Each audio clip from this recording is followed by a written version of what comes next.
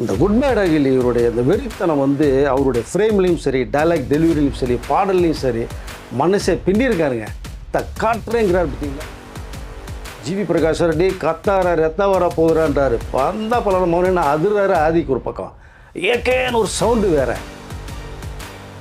ஒரு ஆரம்பத்தில் ஒரு 20 மினிட்ஸ் படம் அப்படி கிளப்பியிருக்காங்க.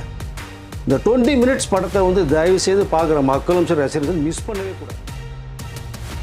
இந்த அளவுக்கு நின்னா நல்லாயிருக்கும், இப்படி பேசுனா நல்லாயிருக்கும், இப்படி பார்த்தா நல்லாயிருக்கும் அப்படிங்கிறதால இன்ச்சு பை இன்ச்சு ஆதிக்கு வந்து அஜித்தை வேற ஒரு டைப் ஆஃப் வியூவில் கொண்டு போய் காமிச்சிருக்காரு.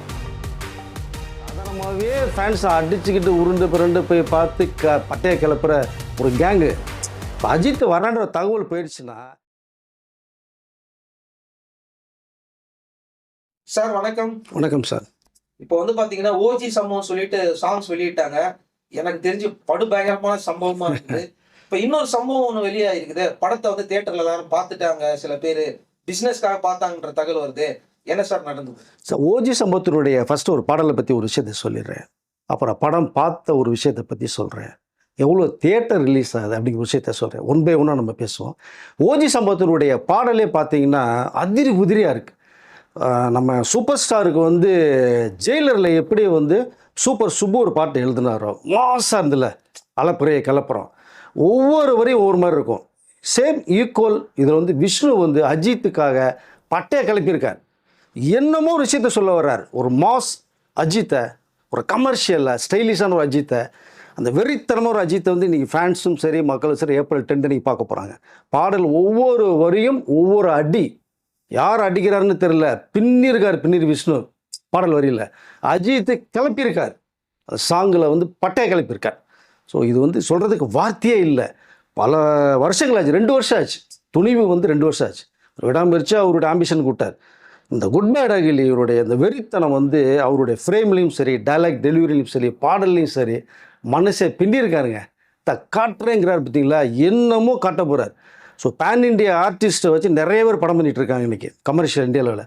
இவரே ஒரு பேன் இண்டியா ஆர்டிஸ்ட்டு, யாருமே கிடையாது. ஒன் மேன் ஷோ சோலோவாக அடிக்கிறான்டா அப்படின்ட்டு உள்ளே இறங்கி பட்டையை கிளப்பியிருக்கார். பாடல்லாம் வந்து அதாவது கேட்டுகிட்டே இருக்கலாம் போல் இருக்கு. பக்கா கமர்ஷியல்.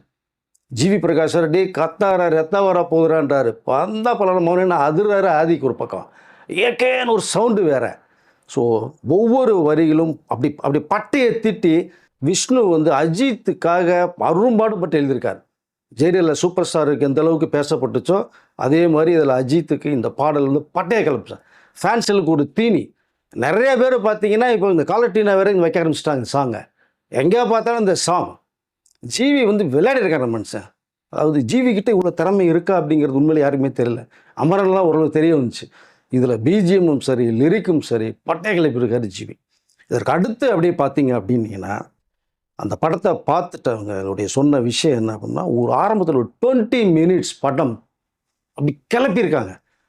இந்த 20 மினிட்ஸ் படத்தை வந்து தயவு செய்து பார்க்குற மக்களும் சரி, ரசிகர்கள் மிஸ் பண்ணவே கூடாது.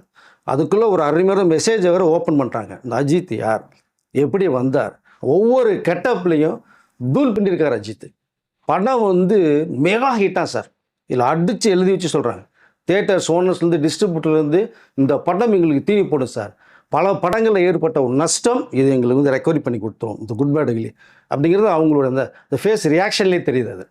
ஸோ இதுக்கப்புறம் பார்த்திங்கன்னா ஓடிடி, சேட்டலைட் எல்லா பேருமே ஹாப்பி போட்டு, அதாவது நீயா நானும் போட்டி போட்டு வாங்கிடுற மாதிரி இருக்குது. அதை இல்லை இன்னொரு விஷயம் என்னென்னா, இந்த படத்தை தமிழ்நாடு, கேரளா, ஆந்திரா மிஸ்டர் ராகுல் வாங்கியிருக்காரு.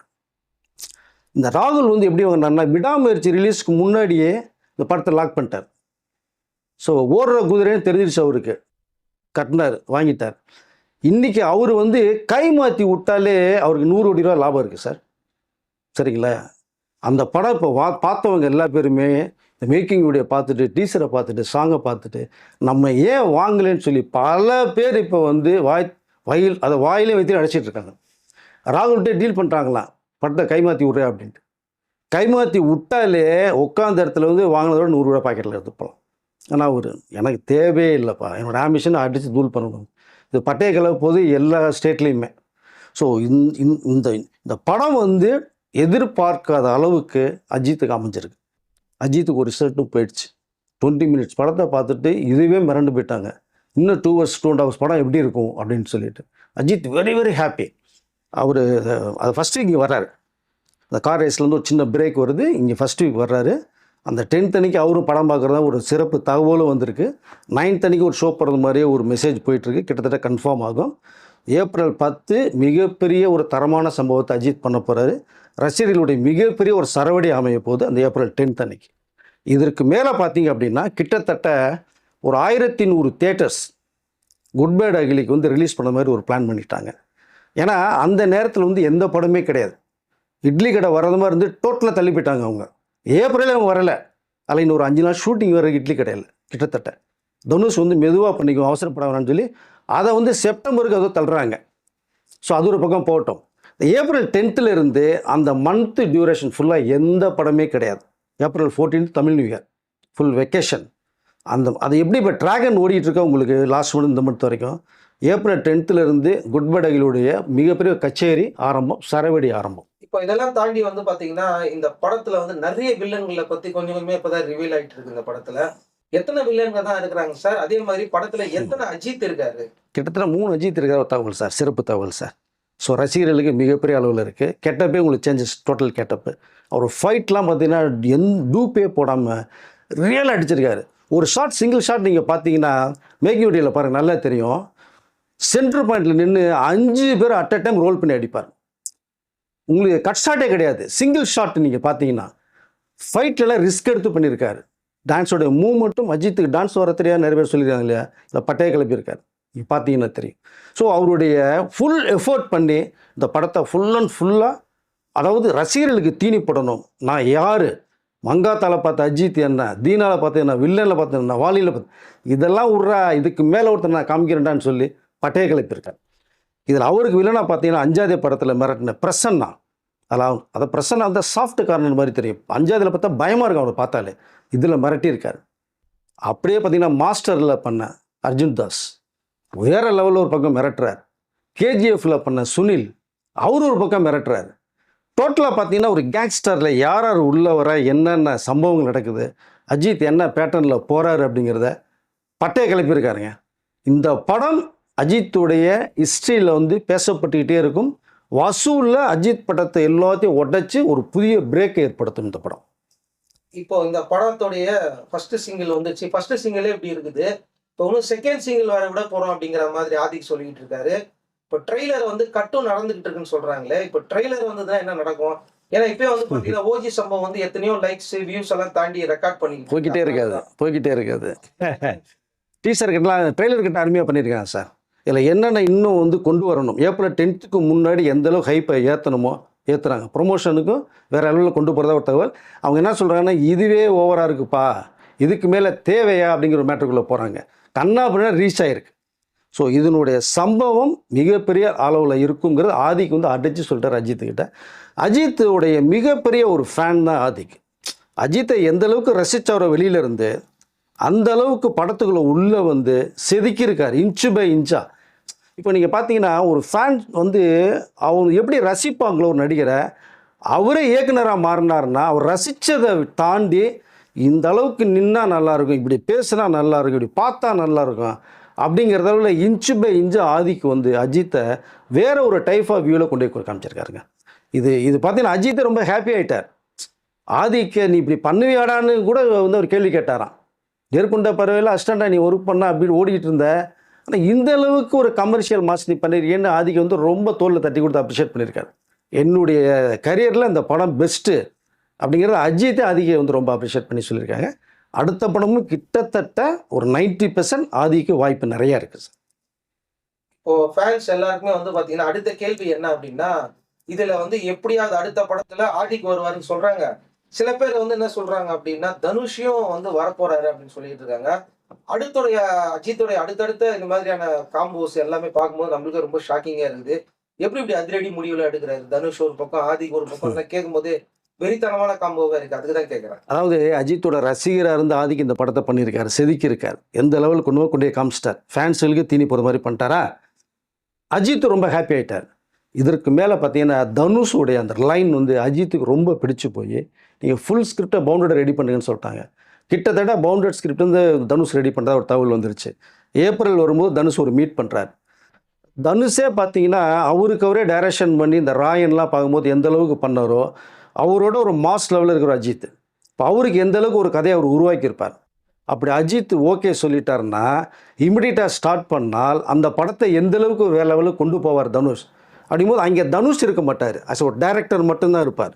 அஜித்ன்ற ஒரு மாஸ் ஹீரோவை, ஒரு கமர்ஷியல் ஹீரோவை, ரசிகர்கள்ட்ட செல்வாக்குள்ள ஹீரோவை எப்படி கொண்டு போய் ஒரு லெவலில் வச்சா நல்லா இருக்குமோ அந்த லெவலுக்கு தனுஷ் வந்து பட்டையை கிளப்பிடுவார். இதில் டான் பிக்சர்ஸ் தான் கிட்டத்தட்ட மேபி அந்த படம் தயாரிக்கிறத அவர் முடிவு பண்ணிட்டாங்க. டான் பிக்சர்ஸுக்கும் தனுஷுக்கும் நல்ல ஒரு நட்பு இருக்குது. இந்த நட்பின் அடிப்படையில் தான் வந்து தனுஷ் சொல்லும் போது டானே வந்து நம்ம பேசிக்குவோம் அப்படின்னு சொல்லிட்டாங்க. அதில் உள்ள ஒரு விஷயத்தை தான் வந்து இந்த தனுஷ் அஜித்தை போய் பேசியிருக்காங்க.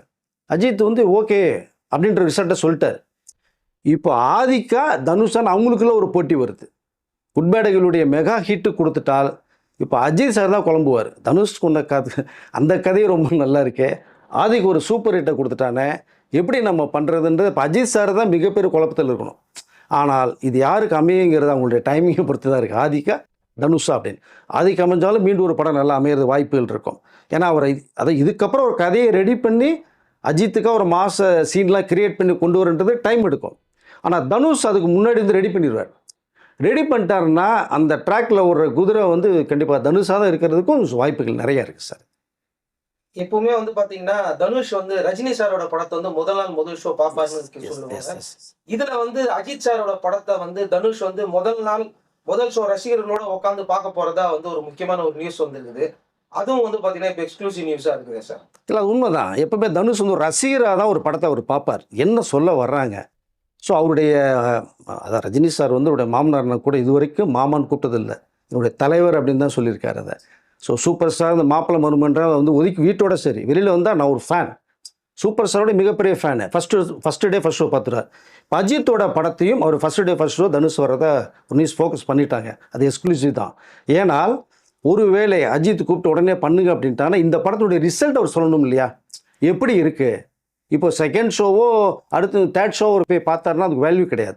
இந்த ஃபஸ்ட்டு டே ஃபஸ்ட்டு ஷோ பார்த்துட்டு ஒரு ஒப்பீனியன் தனுஷ் சொல்லணும். அதற்காகவே தனுஷ் உள்ளே வர்றாரு. இப்போ பார்த்துட்டு அந்த ரிசல்ட் அவர் சொல்லணும். பட் அடுத்த படம் தனுஷுக்கு அமைஞ்சால் இதோட வேறு லெவல் இருக்கிறது என்னுடைய கருத்து. இதெல்லாம் தாண்டி வந்து பாத்தீங்கன்னா இப்போ இன்னொரு முக்கியமான ஒரு விஷயம் என்ன சொல்றாங்கன்னா, அஜித் வந்து வரப்போறாரு ஏப்ரலுக்கு அப்படின்றாங்க. கரெக்டா படம் ரிலீஸ் ஆகும் போது வராரு. இப்பவுமே படம் ரிலீஸ் ஆகும் போது வெளிநாட்டுல இருக்க அஜித் முதல் முறையா வரப்போறாரு அப்படிங்கிறதே வந்து பாத்தீங்கன்னா கண்டிப்பா அஜித் சார் வந்து தியேட்டர்ல வந்து பாப்பாரா ஃபேன்ஸோட உட்காந்துட்டு அப்படிங்கிற மாதிரி கேள்விகளும் வந்திருக்கு. ஏன்னா சில நேரங்கள்ல அஜித் சார் வந்து வேற மாதிரி கேப்லாம் போட்டு சில தியேட்டர்ல உட்காந்து படம் பார்த்ததா சொல்றாங்க. அதுக்கு தான் சொல்றேன். இல்லை அவர் வந்து ஃபேன்ஸோடு பார்க்குறதுக்கான வாய்ப்புகள் வந்து கம்மி தான். ஏன்னா சில சம்பவங்கள் சாதாரணமாகவே ஃபேன்ஸை அடிச்சுக்கிட்டு உருண்டு பிறண்டு போய் பார்த்து பட்டையை கிளப்புற ஒரு கேங்கு. இப்போ அஜித் வரான்ற தகவல் போயிடுச்சுன்னா தகவலே போக வேணாம், அஜித் இங்கே சென்னைக்கு வந்துட்டான்னு சொன்னாலே எல்லா தியேட்டர்லையுமே சென்னையில் ஃபேன்ஸ் படத்தை பார்க்கணும் இல்லையோ அஜித் வரான்ற ஒரு அந்த ஒரு கண்ணோட்டத்தோடு இருப்பாங்க. அஜித் வந்து அது மிகப்பெரிய அளவில் பெரிய ஃபோக்கஸ் ஆகிடும். ஸோ புஷ்பா 2 ஒரு சம்பவம் நடந்தது. அதனால் கண்டிப்பாக அஜித் சார் வந்து ஃபேன்ஸோடு பார்க்குறது வாய்ப்பு இல்லை. ஆனால் அந்த டே வந்து சென்னையில் இருக்கிற வாய்ப்புகள் நிறையா இருக்குது. அவருடைய ரிசல்ட்டை எதிர்பார்க்குறாரு. ஃபேன்ஸோட சந்திக்கிறதாகவும் ஒரு தகவல் வந்திருக்கு. பட் அது எந்த அளவுக்குன்னு அஜித் சார் முடிவு பண்ணணும். இல்லைனா ஒரு வீடியோ ஒன்று விட்றாரு, அது கன்ஃபார்ம் விட்றாங்க. ஸோ அஜித் சார் வந்து படம் ரிலீஸ் அப்போ இங்கே இருக்கார், ஃபேமிலியோடு வந்து அவர் படம் பார்க்குறாரு. ஆனால் எங்கே பார்க்குறாரு, தியேட்டரில் பார்க்குறாரா தனியாக போகிறாங்கிறது தெரியாது. பட் படத்தை ரிசல்ட்டை பார்த்துட்டாங்க, வீட்லேயும் பார்த்துட்டாங்க. அந்த ஒரு வீக் ஒன்று வெயிட் பண்ணுறது. பட் ஃபேன்ஸுகளுக்கு ஒரு வந்து மிகப்பெரிய ட்ரீட் வந்து 10th அன்னைக்கு கொடுக்குறாரு அஜித். சர்ப்ரைஸாக இருக்காது. இப்போ எனக்கு தெரிஞ்சு வந்து பாத்தீங்கன்னா ஒரு படத்துல வந்து ஒரு எக்ஸ்க்ளூசிவா இருக்கும். ஆனா நீங்க கொடுக்கக்கூடிய தகவல்கள்லாம் பார்க்கும்போது எல்லாமே எக்ஸ்க்ளூசிவா இருக்குதுன்னு தான் எனக்கு தெரியுது. ஃபர்ஸ்ட் டீசர் விட்டாங்க, அதுவும் பயங்கரமா இருக்குது. ஃபர்ஸ்ட் சிங்கிள் விட்டாங்க, அதுவும் பயங்கரமா இருக்கு. எதை வந்து நம்ம எதை எடுத்து பேசுறதே எனக்கே தெரியல. சரி, ஓகே சார். அடுத்த என்ன அப்டேட் வருது அப்படிங்கறத நெக்ஸ்ட் வீடியோல பார்க்கலாம். ட்ரெய்லர் பத்தி அப்டேட் நெக்ஸ்ட் வீடியோல பார்க்கலாம் சார். Thank you sir. நன்றி.